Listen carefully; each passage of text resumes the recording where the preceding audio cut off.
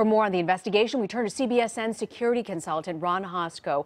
Ron, the suspect's family has told investigators that Santiago had been receiving psychological treatment. We know that he told the FBI in November that he thought his mind was being controlled. What does that set off to you when you hear about his mental state?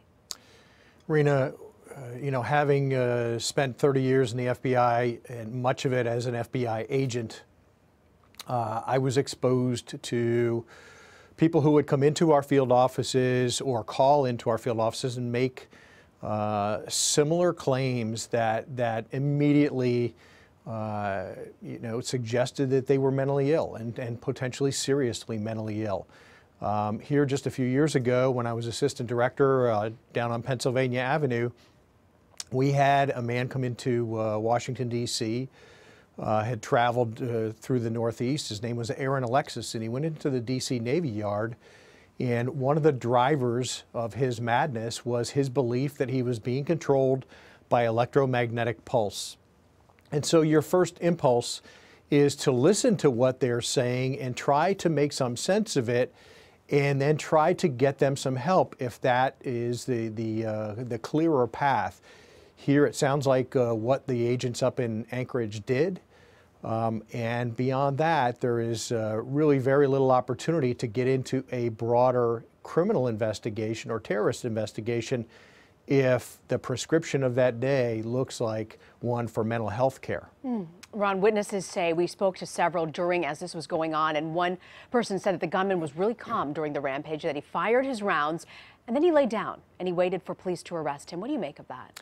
Yeah, again, it kind of points me back to the suggestion that this is a mental health issue for professionals that are caregivers, not law enforcers to manage. Now, make no mistake, the FBI wants to look at its own actions, understand did they take the right course here.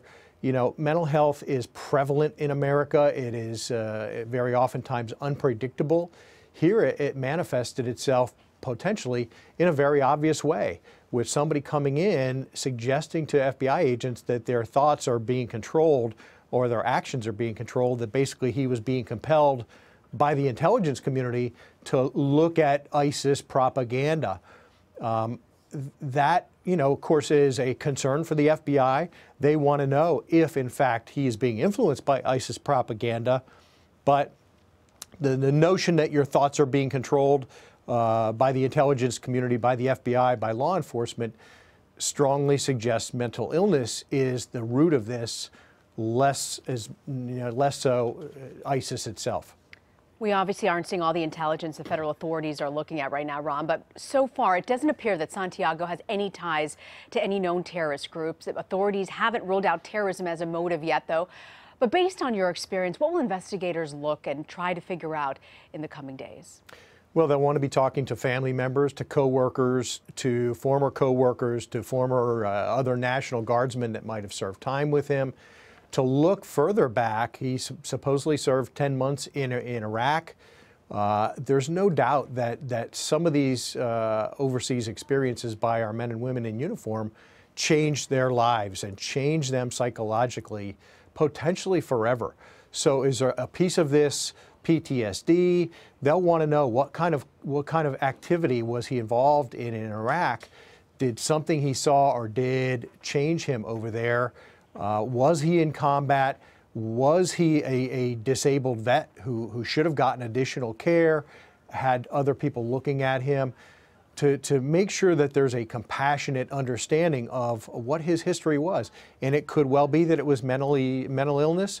It could be that after he came back, he was exposing himself to the rhetoric of ISIS, and that was a driver here. So it's going to take a few days before they have a clearer picture of that. That's what they want to do, is have a comprehensive understanding to know, even before they charge him, is this somebody who is seriously mentally ill today, yesterday, and should treatment be an option here as opposed to punishment? I'm curious also if the Pentagon will weigh in if there can be more money and more help for folks who come back from war, men and women who don't get the help they need. I want to also ask you about Santiago. Legally, he checked a gun in his bag. He did the right thing. He checked it the way you're supposed to. It raises concerns for some, though, about airport security. Security is incredibly tight before you reach the gate. There's a procedure for checking in a gun. But when you go to areas like baggage claim, as he did, and then you remove that weapon and you're supposedly supposed to get on into your car or cab or wherever to your next location, do you think this now raises concerns that more needs to be done for airport security? And is that realistic to start asking those questions? Yeah, I think it is a productive conversation to have, that there are sterile areas, secure areas of the airport. But let's say that the requirement was for him to not open that locked box with the weapon and the ammunition until after he was in a vehicle. There's nothing that prevents you from getting in that vehicle, circling the airport once, and come back to ticketing or to baggage claim, not a sterile area of the airport, and do exactly what he did yesterday. So the question is, what do we invest? What are we trying to protect? How do we best protect it without going broke? We can protect that whole airport to 100%.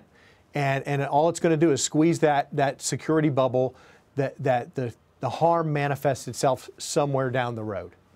Ron Hosko, lots of questions asked this morning and lots of folks wanting to know exactly where we go when it comes to airport security. Thank you for joining us. My pleasure.